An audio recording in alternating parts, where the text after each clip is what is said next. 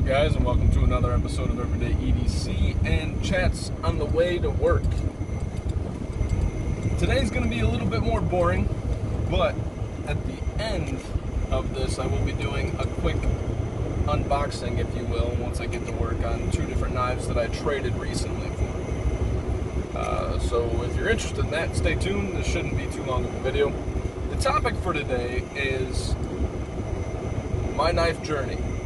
And the reason, some people may find this completely and utterly boring, but the reason that I really wanted to kind of get this out there is I've hinted at it in several videos.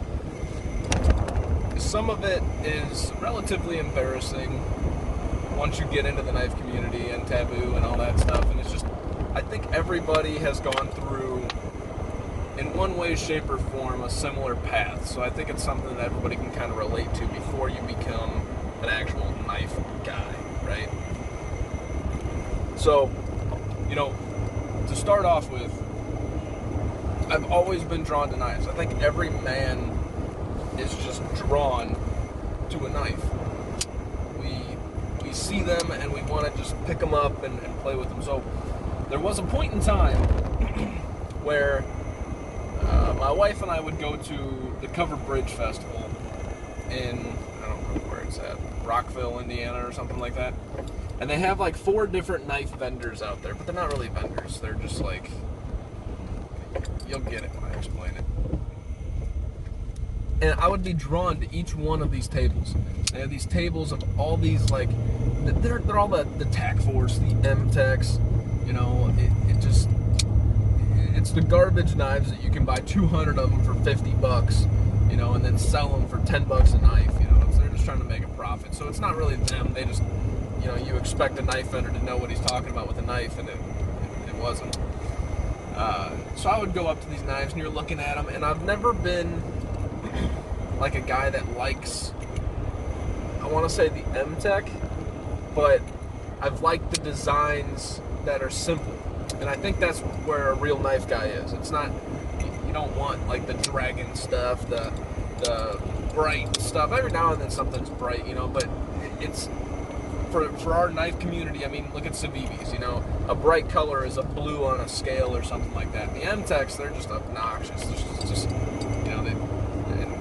yeah. So, my journey kind of started as a kid. You play with knives, and as you get into adult, I'm drawn to these tables.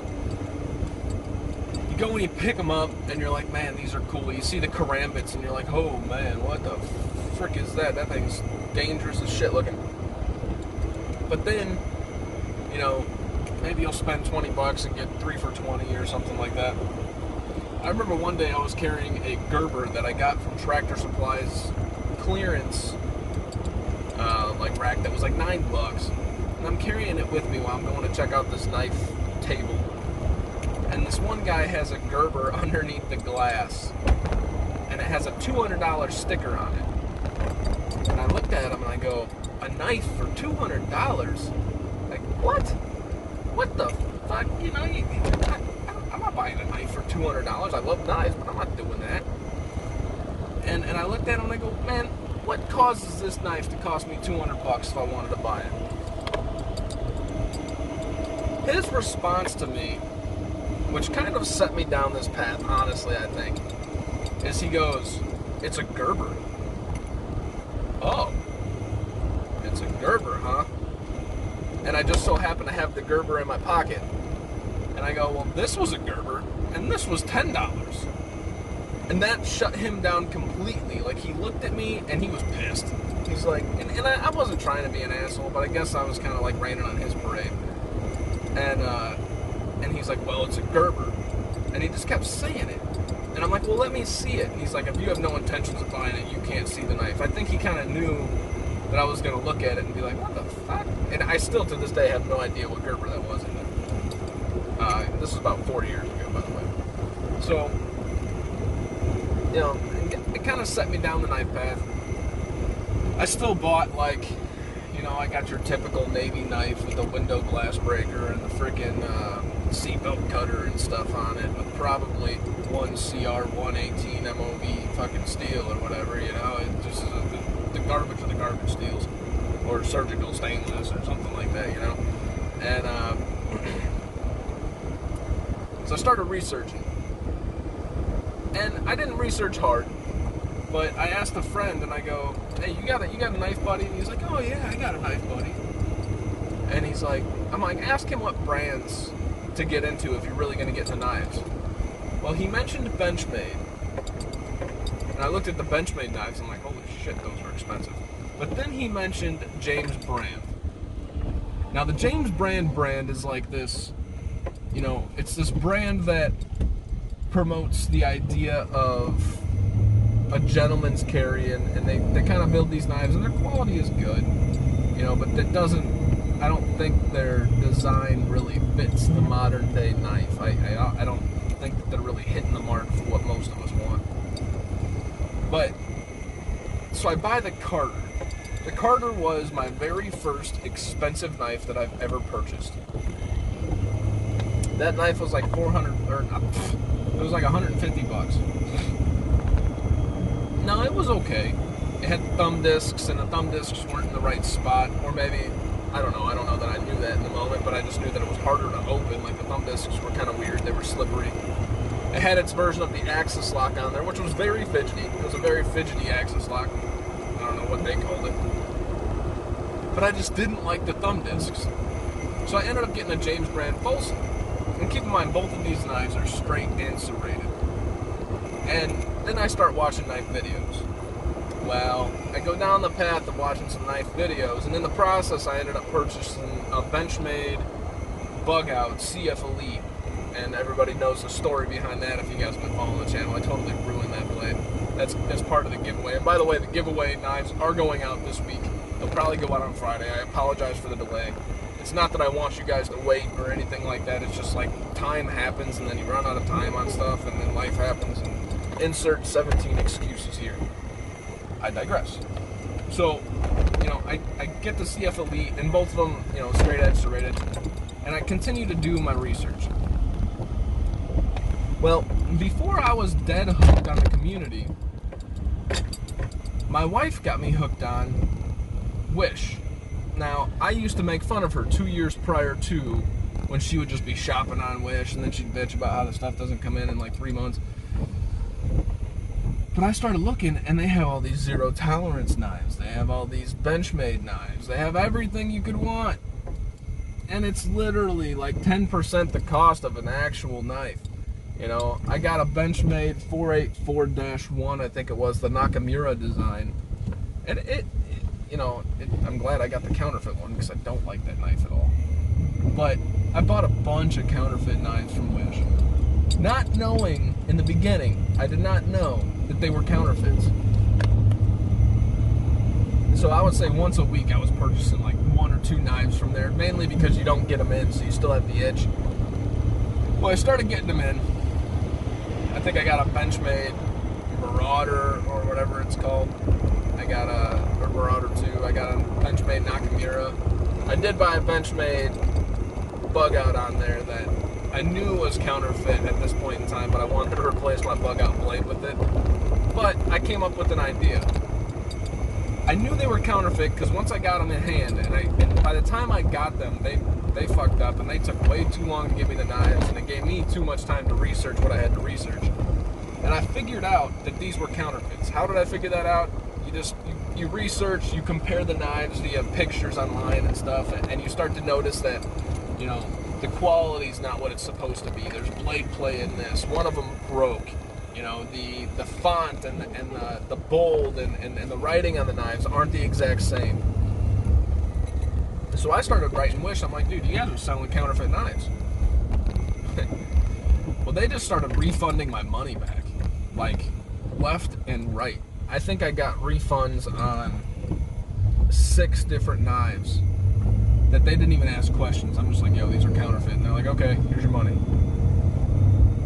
So that was cool for a while. You're like, yeah. And then I got to thinking, well, now I'm just going to start fucking over these counterfeit guys. Like, why not? But then it got to a point where you're like, why do I do this? Like, there's no point. I'm probably more promoting it than anything. And which kind of led me into, what was my first, like, shell shock of a think it was the Civivi lineup. I got into the Civivis. The Civivi Shredder was the first one that I bought.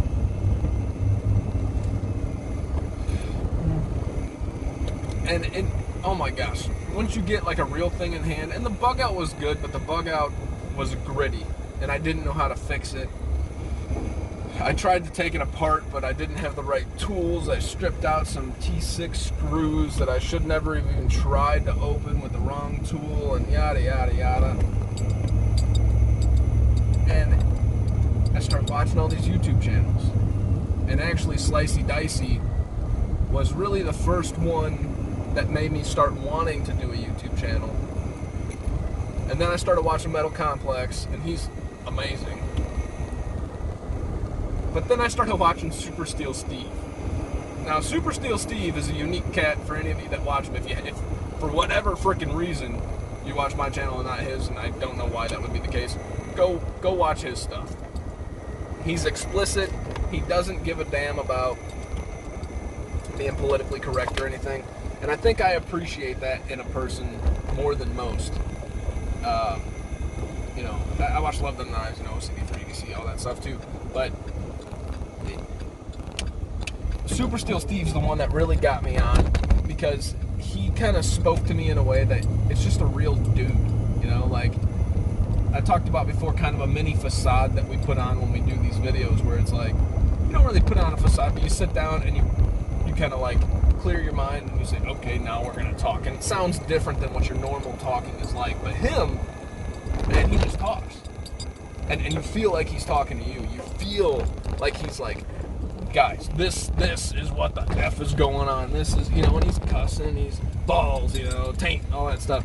And I just appreciated the just genuine honestness of what he does. He's just a fantastic delivery in everything he does, because he's himself. And that's what really started me down the path of a YouTube channel. Well, from there, it's just kind of like basic, right? You're just starting to feed the beast. I don't buy knives anymore, short of every now and then for myself. I get them because I want to get more content for the channel, and I'm not at the point where, you know, I'm in the Apex pass-around group or anything like that yet either. So in order to get there, you know, you got to kind of build your way up. But so I kind of got to purchase what we got to purchase, review and whatnot. And it just led me down this path of, I just want to know more. I want to know more. And I've used this analogy over and over and over. Anything that you get into, before you get into it, you're just seeing the tip of the iceberg. You have no idea what you're actually getting into until you get into it. And then you realize that the path just goes so deep. But everything you have to do with it goes so deep. And I work in a manufacturing plant where we do aluminum chemistries and stuff like that. And I run the furnace department, so I'm in charge of the chemistry of the metal. And so blade steels speak to me. I understand the different elements, and I understand how this element at a certain percentage can do X, Y, and Z for a blade. But when you mix these two together, the ratio, not only the element content, but the ratio of two elements has something to do. For example, chromium. Now, you can have a shit ton of chromium, but if you have a shit ton of carbon, a chromium is going to create a chromium carbide, and it's not your best edge retentive carbide that can be out there, but, you know, it... Anyways, I'm going to make a whole series on that, because I think I can convey it more on the level of the everyday guy. I fucking hated chemistry in school.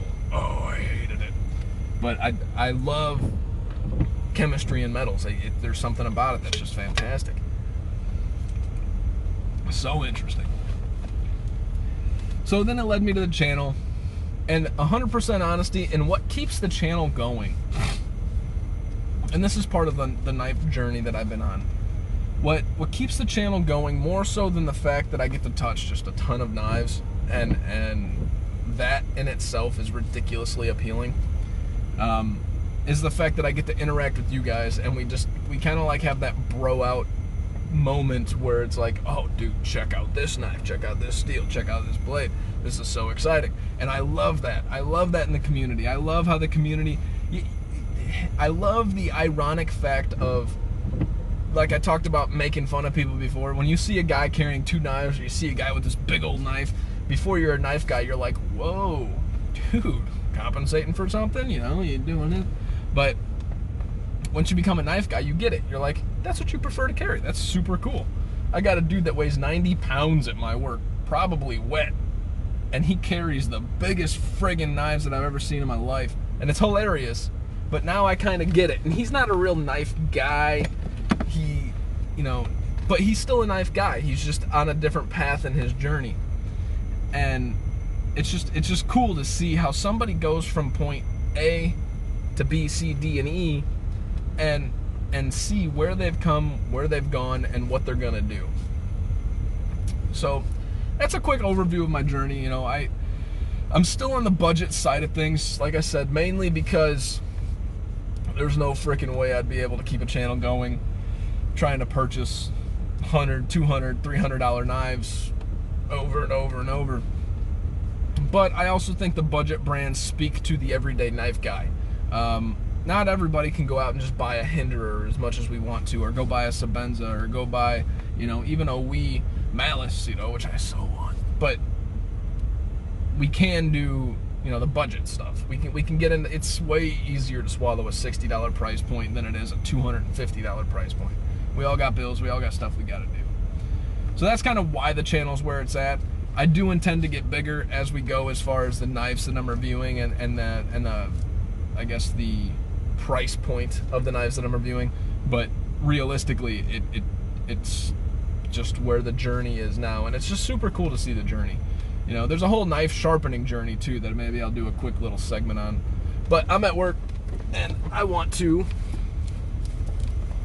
give you guys a quick little unboxing.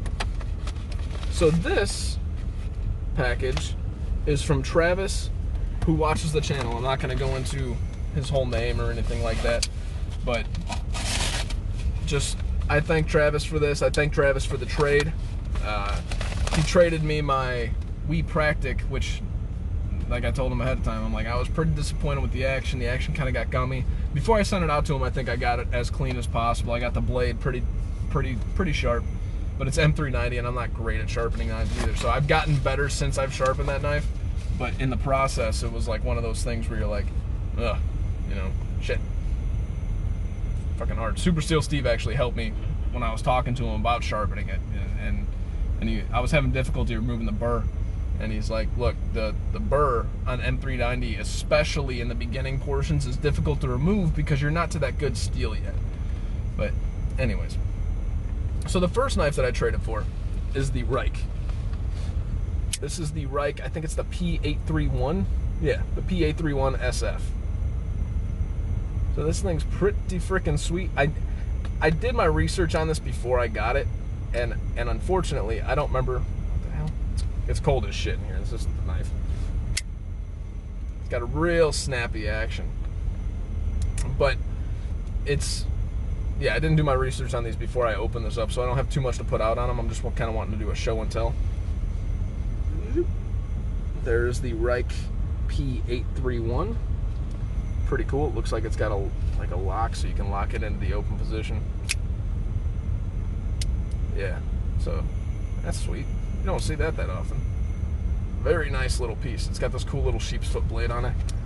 All right, the second one that I traded him for that Practic was a Tucson, I think it's a TS168, if I'm not mistaken. So it's this guy.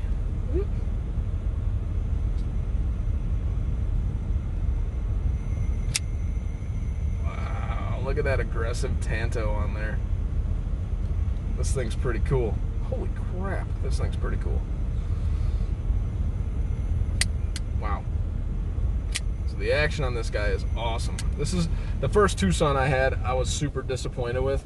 So I'm pretty glad that I got my hands on another one to kind of get rid of that sour taste in my mouth. But so this definitely is on some bearings. It's got these thumb, I don't know what you would call those, thumb disc things, but this thing's pretty cool. So thank you so much, Travis, for the trade. If anybody is interested in my knives that I have on the channel, especially the little bit higher priced ones, I would rather the TS80. Sorry, I'm dumb. It says it's TS80 out. But I think the 168 was something somebody else got that I was looking at. But if anybody is interested in some knives that I'm letting go, that are, especially the ones that are more expensive, or even the ones that aren't, I'm probably more interested in trades, because I don't want you guys to spend your money on a used knife. And it gives me more content for my channel without having to spend money and wait and all that. So if you guys are interested in any of those, please, just take a look at your inventory of knives, and then we'll talk about a trade and that type of thing. Might have been a boring video. That's why I had the box opening at the end. Thank you guys so much for watching. My name is Tyler. This is Everyday EDC. You guys stay sharp, stay safe. Have a great freaking day.